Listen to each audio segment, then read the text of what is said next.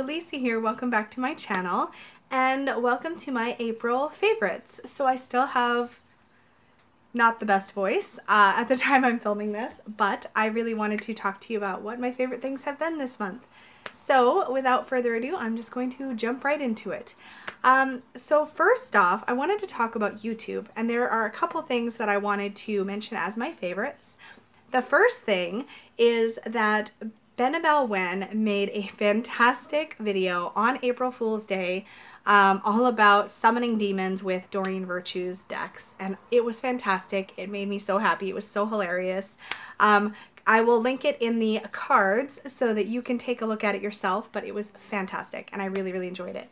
The other thing I wanted to mention for YouTube was that I did a collaboration video with my sister Jennifer of Jen's Balanced Tarot, and it was for the Snog, Marry, Avoid, Divorce, Naughty Corner, Worlds You Want to Visit, all that kind of stuff. So it's a two-parter. I will link both of those in the cards as well. That was a lot of fun to do, and it was really fun to do a collab, which I really enjoy doing those. It's really fun, and it was fun with my sister, so that was awesome. What else? There's been a lot. So I went to the BC Gem and Mineral Show in April, and that was really fun. It was me, Peggy, Jennifer, and then 3 of our friends as well met up with us there. So it was like a group thing, and it was just really fun. I got sucked into all of the worlds of crystals. I will share with you the live haul as well in the cards. I'm probably going to run out of cards really soon. If not, it'll be down below. So there might be a mix of cards and down below. But all the information will be there for you. Also, I am wearing a shirt. Sometimes my hair makes it look like I'm not, so proof that I'm clothed. Tea. One moment. Which actually brings me to food favorites. This is probably going to be a fairly short video so that my voice can recover. And I've been very ambitious with videos today, so probably overdoing it. Anyway. Foods, what I'm drinking right now in my teacup, which is this Pure Leaf turmeric with citrus tea. It is really yummy. I'm telling myself it's making my cold better, but it's exactly what it sounds like. It's basically like lemon ginger tea with turmeric. It just tastes healthy, and I'm putting like a bucket of honey in each cup, so that's helping. But it's been helping my throat to be able to make videos, which is making me really happy. So this is my 4th cup today. But it does help, and I think that the flavor, because it's so strong, is kind of nice because I don't have all of my flavor. What is the word I'm looking for? Taste buds. No. Taste sense? The tasting isn't up to par right now, so this cuts through, which is great. It's nice and strong. These are also in those like little pyramid-y tea leaf bags, which I think just let more flavor in. So yeah, these feel fancy. And I've had other ones by this brand too. I've had their chai. Maybe that's the only one. They've got some loose leaf too, but anyways, that one's really good. Not a lot else food-wise. Oh, and powdered donuts. Little mini powdered donuts have been like the thing that have tasted good, and I've been up to eating while sick. Because I don't know about you guys, but when I have a cold or something, like I don't want to eat anything. Like nothing sounds good. And these little mini powdered donuts are so bad for you, but like I just needed to get some raw calories in me, and that for some reason has gone over really well. So that's in my favorites. Since I was talking about going to the gem show, let's talk about my favorite crystals at the moment. So a couple of these you will have seen in the gem show haul, and 2 you won't have seen on my channel yet. So first is this really lovely petrified wood slab. This is unpolished, but it's still really smooth. And you can see the rings in the tree. This is really nice. I got this for like $10 at the gem show. And I've really been enjoying using this in my reading space to shuffle my cards on. This, and also I have a septarian slab that I do that with. But this is my favorite. I love the organic shape of it. It's like just the right size for a tarot deck. I loves it. The other favorite isn't from the gem show. It is actually a purchase from our local metaphysical shop. Some of you guys will have seen a pretty big cluster of these little crystals that Peggy bought. She bought them at Reflections. This is called a forest crystal, and it is actinolite quartz. So that inclusion in there is actinolite, but it's very, very dark. This crystal is local to Vancouver Island, and it has such a wonderful feeling to it. I wanted a small one that I could actually hold and like meditate with, but Peggy got a cluster. So if you want to see the cluster, I think we show it in our gem show haul video. But this is mine, my little meditatable one, and I just adore it. The other thing that I did get at the gem show is this really nice piece of labradorite that has just amazing flash, and it's got really great flash on both sides, but it's got the most flash on this side. It's just like solid blue-green practically. I wish that it showed up better. It lives on my reading table behind me. I wish it showed up better in videos. It really doesn't. The lighting over there isn't as good. It's fine to me, like I can see the flash, but it doesn't pick up. But it makes me really happy. I love labradorite. It's probably my favorite crystal. And yeah, it's so magic-y. So magic-y. So that's a favorite. Probably the stone that I was the most excited to pick up all month, though, is this beauty right here. I'm going to see, actually, if I can do it with my phone. I might be able to. This is an anhydro agate. Now, I got this at Reflections bookstore, and I kind of went there knowing I wanted to look for these because they've had a few in store, but I've never felt one like this. And normally when you have so first of all, an anhydro agate is an agate that has water trapped inside, usually in a small little air bubble somewhere in the crystal. There is a bit of water trapped. And if you're lucky, you can shine a light on it and you can see the water inside, like the little bubble. But this particular crystal is like all a bubble. So there is a ton of water in here, which in my experience, looking for these, it's fairly rare to have one with that much water, but like you can actively hear it when you shake it, which makes me so happy. And you can also see it when you hold a light behind it if you get it in the right spot. So I'll see if I can make it come up on camera. We will see. Let's see if I can get the light in the right spot. We're gonna play here for a minute. I'm not gonna be able to, oh wait. You might, right about there. Oh, no, it's not going to show. It's really hard to get it to show. You might have seen it if you were really looking. But literally the entire, like almost this entire shape here is one giant bubble. And so in the right lighting, you can actually see there's probably 1/8 of a cup of water in here. Like it's a lot. So it's very like sensory exciting. I have read in the one crystal book that I have, which I should have shown, but in the one crystal book that I have, it does say that because this stone is filled with water, that it is associated with the Orisha Yamaya. And some of you may know that I am quite privately working with Yamaya in a particular way that is respectful of where she comes from and so forth. But I got this to go on a sacred space that I have dedicated to her. And so this lives there. It's also useful for meditation when I want to connect with her, things like that. So that's what I've been using this for. But it is amazing and it feels so good to hold. It's like a nice, like chunky, like palm size. It just makes me really happy. It's very calming as well. So those are my favorite crystals. What else do I have to talk about? Magic. I did completely redo my sacred space up there that is dedicated to, I call her Mama Yamaya because it's a very, again, personal relationship. But I have up there a statue I got from the Witch's Moon Moon Market that is a Yamaya statue. And I have a candle for her and some stones and some little shells and some other little offerings and things. And then this, of course, lives up there as well. So I redid that. So that's one of my favorites for April. Also, there was something else for magic that I was going to mention, but I didn't write it down and I can't remember. More tea. More tea. The gem show was probably my favorite memory of the month. What else was I going to tell you? Oh, okay, so I'm going to get into decks and books. Sorry, I know that's like the favorite category and I'm always stalling. Firstly, the random category, I wanted to mention the Fortune's Wheelhouse podcast. So I've mentioned this to some of you guys privately or in other people's live chats because it's just really fantastic. But it is a podcast that is done by M. Moline, who is the author and creator of the Tabula Mundi deck, which is on my wish list. I haven't picked it up yet, but I plan to. It's a Thoth-based deck, but it's beautiful. It's got a fresh take, but she's put so much thought into it, and it shows. So it's her, and it's T. Susan Chang, who is the author of Tarot Correspondences. And I went to T. Susan Chang's workshop at Northwest Tarot Symposium, and it was probably my favorite of the weekend. Excuse me. It's gonna happen. Still getting over the cold. But I went to her workshop, and she mentioned the podcast, and I loved her content. I did pick up her book, Tarot Correspondences, which is fantastic as well as a reference. But the Fortune's Wheelhouse podcast is the two of them going through card by card, a full episode per card, and they are talking about all of the symbology of each card, and they are talking about both Rider-Waite-Smith classical, like the classical Rider-Waite-Smith deck, and the Thoth.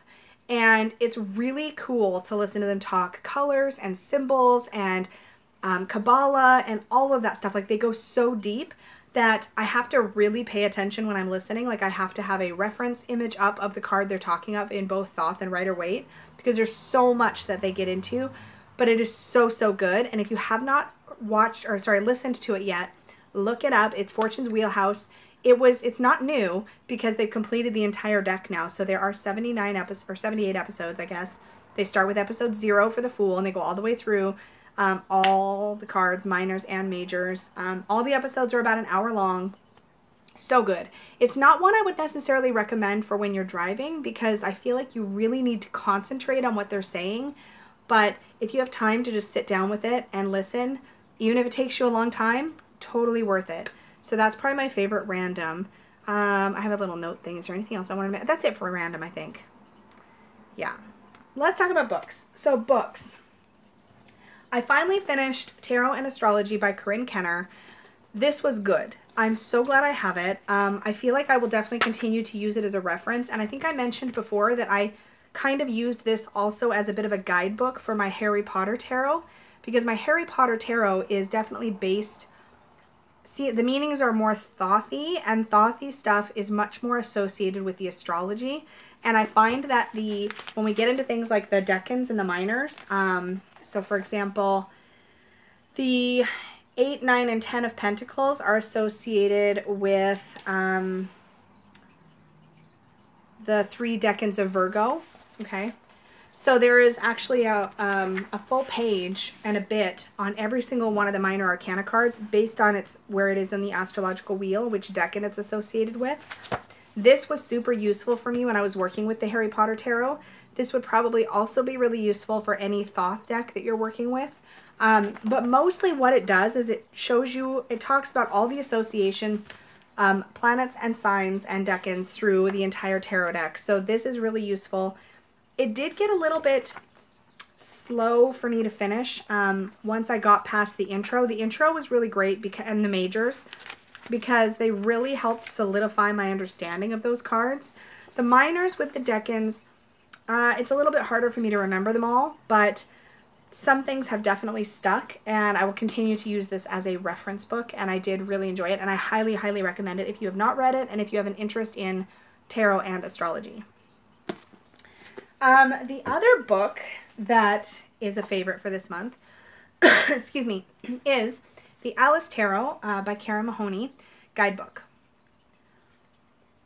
So I will link in the description or in the cards my review of working with this deck for 2 weeks. I did read the book cover to cover as part of my time spent with this deck, and I talk in much more detail about the book in that video, so definitely check that out. But in a nutshell, this book is very well put together, extremely well researched, as is the deck. Includes abridged versions of the Alice in Wonderland story and the Through the Looking Glass story by Lewis Carroll. And in those abridged versions of the stories, there are thumbnails of the cards wherever they show up in the story, which is, I think, a really fantastic part of this book. So this is also, as well as being a guidebook, also includes those abridged versions of the Alice stories. But it's just a very well done guidebook. Probably the guidebook I've been the most excited about for a long time. And I have reviewed other guidebooks as part of my book favorites for the month. But I typically read, whenever I'm working with a deck, especially for the first time, I read the guidebook cover to cover as much as I can. And this one was quite full of information. So it was about 300 pages, finished the whole thing. No regrets. It was really enjoyable to read. And that's, I think, the biggest thing is that it wasn't like a chore to read the whole thing. It was extremely enjoyable. It was full of lots of really interesting information and great insight into the cards. Well done. Much recommend, especially if you're going to get the deck, get the guidebook. It's really, really great. The other guidebook I have by Karen Mahoney is the one for the Fairy Tale Tarot, which I have. But that one, because there's individual stories for every single card, I found it more difficult to get through, whereas this thing is all about Alice, which for some reason made it much easier for me to read and work through. But the the Fairy Tale Tarot guidebook is just as well researched and thorough, and you do get versions of every single story in that guidebook. So these guidebooks by Baba Studios are just really, really good. Highly recommend. I'm also currently reading on my Kobo the Dark Raven Chronicles. I'm reading book 1, which is Raven's Wand. These are the books. There's a trilogy of them. They're fantasy, sort of witchy, not sort of witchy, they're very witchy, based books that the new Raven's Wand Oracle is based on. I have picked up the Raven's Wand Oracle, and I've told myself that it'll be my prize to work with it after I've read at least all of book 1, which I am 31% of the way through. So this is the fiction I'm reading right now. And I'm really, really enjoying it. I actually had to put away the Temeraire series, which is the fiction books I have been reading, because I wasn't getting excited to read them. They're very good. But I kept dragging my feet picking up my book, whereas with this, I'm excited to pick it up every time. I think it's just a more fast-paced book, which I'm really enjoying. Ah, my throat. More honey. Okay, sorry for the slurping. Is what it is. So decks. Probably will not be any great surprise that the Alice Tarot is one of my favorites for the month. Now this month I worked with the Alice Tarot, the Tildwick Tarot, and I forget the other one. But this one is definitely a favorite. It was so enjoyable from start to finish to work with. Partly I'm sure that's because the book just totally pulled me in, and partly I think it's just that these cards are so vividly illustrated. There's so much story to pull into when you're reading with this deck. It's like, oh, this is what's happening in this scene. So in addition to what you can see in the image visually, there's also what kind of percolates in your brain about what was happening in the story at this particular point, which I think just adds so much depth to the deck. I would love to have more decks based on stories that I'm familiar with, because I think that this idea of being able to pull in those deeper meanings, it's just so much fun. Yeah, there's just so much to work with, and it was really wonderful. I love the artwork. I love the feeling of this deck. It's very pleasant to shuffle. It's very pleasant to like work with. It looks great in photographs. I just love this deck. I was really worried about the cold foil stamping, the gilding kind of stuff that's on this deck, but as you can see with the way it catches the light, it's actually subtle enough that I really enjoy it. And I've seen some of their other cold stamping in images and videos, and I worried it would be too obnoxious or take you away from the realism of the imagery. But the stamping in this deck, the metallic accents, I think add to it in a really lovely way without being overly distracting. So that is the Alice Tarot, and I will try to remember to link to my weekly deck review where I go into more depth about this in the book, in the cards, or in the description box. Box is also fantastic, as is my matching Peggy bag for it. So love those. Excuse me. Apparently I'm just going to keep coughing on camera. This is the way of the world until this is all gone. But at least I have the energy to make videos now, so that's good. My other deck favorite for the month is my Tildwick Tarot, which I'm currently keeping in this box. I got this box for my nephew like years ago, and I've always had a tarot deck of some kind in it, but this just is perfect for the Tildwick, which just feels like it needs the extra luxury.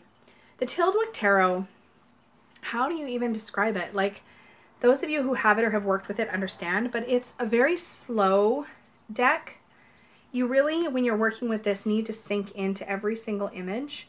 The style of the artwork is a little bit on the dark side. So when you're looking at it, you know, you really need to give your eyes a moment to adjust, almost like you would adjust to dim lighting, if that makes sense. And yet it is so wonderful. It is so full of layers of meaning. There's no book. There's no little white book. There's just this deck. And it's very free of people. It's mostly environments, rooms, gardens, crypts. It's just, some of it is so sparse. But look at this figure down here who's like so sad or defeated. And then you've got this tiny little window, and this is the Nine of Swords, that feeling of overwhelm and anxiety. And like, how perfect is that? The Magician's Table. The Six of Cups. This reminds me of like a family vacation looking out over the water.